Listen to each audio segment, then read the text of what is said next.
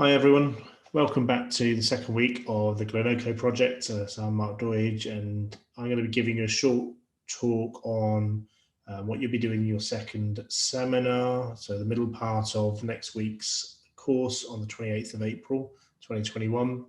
So what you've been asked to do is part of your team building and bringing you together as a collaborative activity, but also as an output, something to work towards, is to come up with a solution or a proposal for the project partners that you'll be working with. So those project partners are Ishami Foundation for Hope, Peace and Unity with Eric Mwanga, MSIS with Eric, INEX with Ansley, Football for Peace with Tom, and Play Handball with Nicola. So whichever group you're in, you've been tasked with a specific question, and you'll be working the seminars with those partners and also an academic to just facilitate and come up with some solutions. And rather than just sort of leave you to it and say, right, okay, what can we do?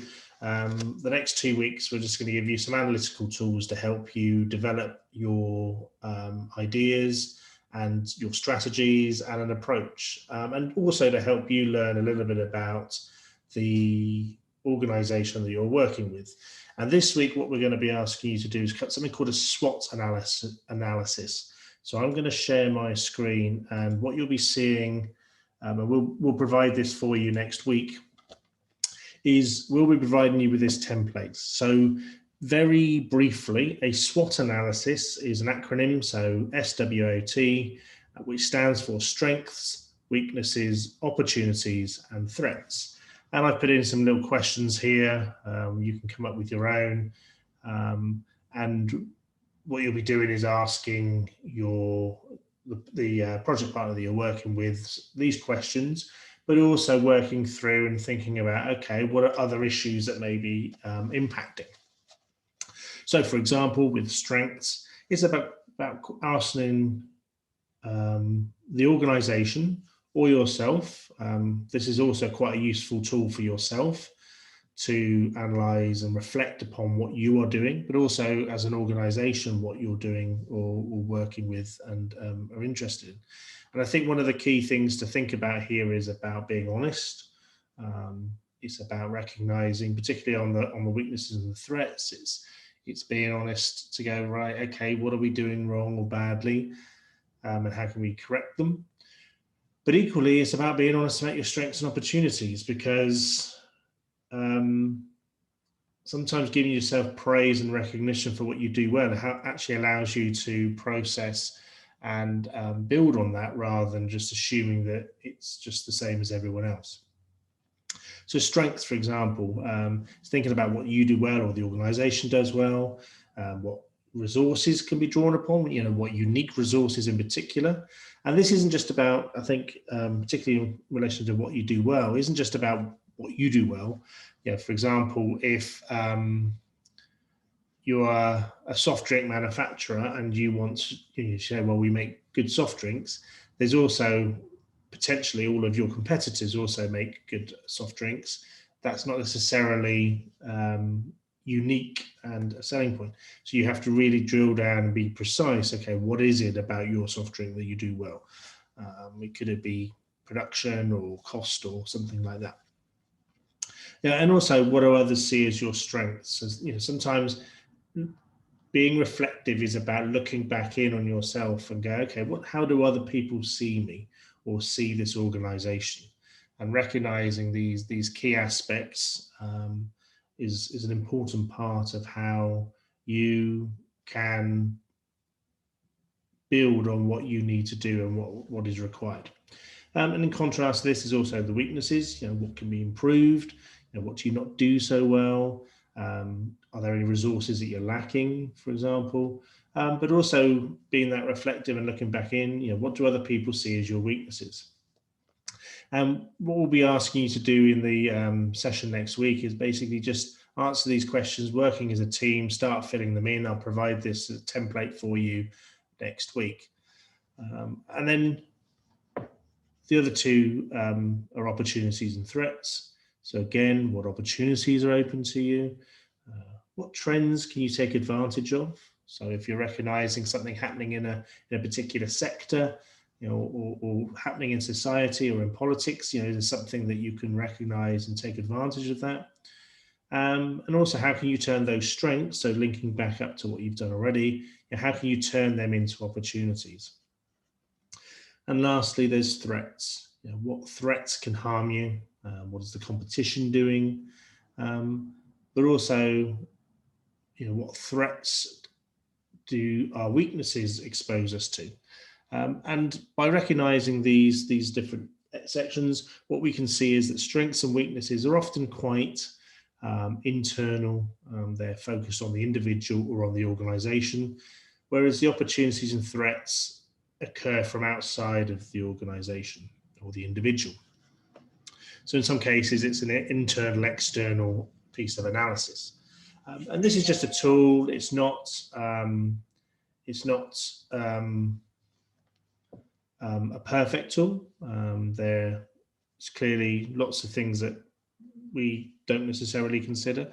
And one of the reasons for what we're going to do next week is the PESTEL analysis, which is political, economic, social, technological, legal, and environmental, which again helps us drill down potentially into some of those opportunities and threats, but also other factors that are external to an organization or an individual that you might not be able to control, or you might be able to, and how are you going to do them. But it's a tool to allow you to go, right, okay, right, what am I good at, or what are we good at? What's the organization good at?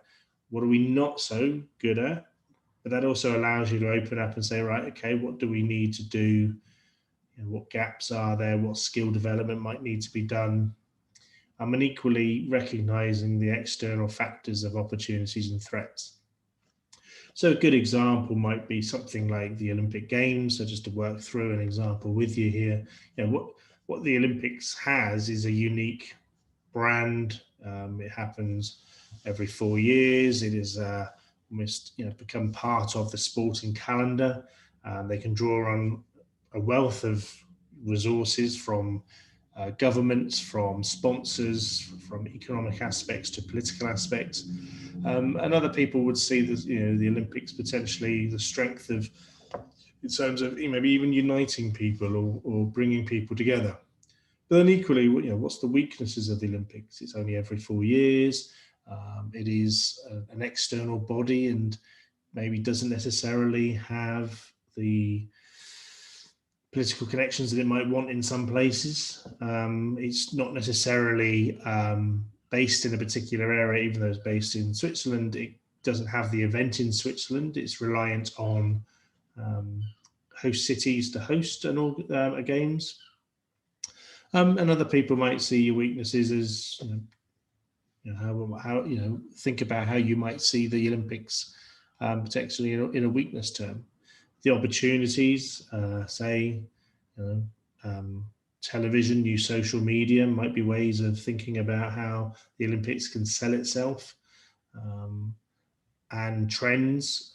So the Olympic 2020 movement was very much thinking about how maybe the competitions, the events that were taking place at the Olympics aren't necessarily television friendly, and younger generations aren't necessarily as interested in some of these sports, potentially about bringing in new sports like skateboarding, for example, or bringing in stuff from the X Games, more lifestyle sports.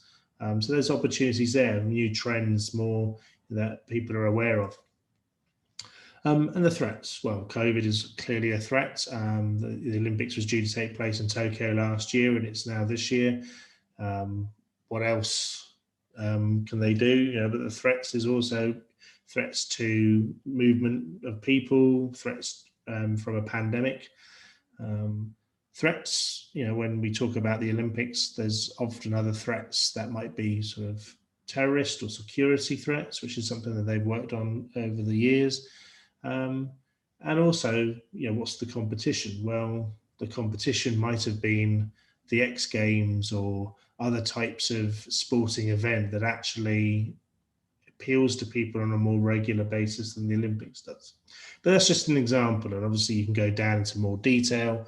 And what you'd be expected to do next week in the seminar is to work with your academic facilitator and the project partner to basically just ask them some questions, go through. And again, if you haven't done them, I'd recommend watching the videos of the project partners, see what they do. I've put up in the original email about their websites, so get a sense of who they are as an organization, what they're doing, and then thinking about this in relation to the problem that they've set. And then in the seminar next week, you'll be filling this in, and at the end of it, you'll have a set of points.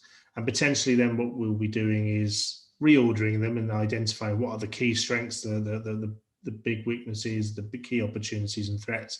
But it will start to allow us to sort of sift through all of what's happening and identify the problems and the strengths and the solutions. So as always, if you've got any questions, then please let me know.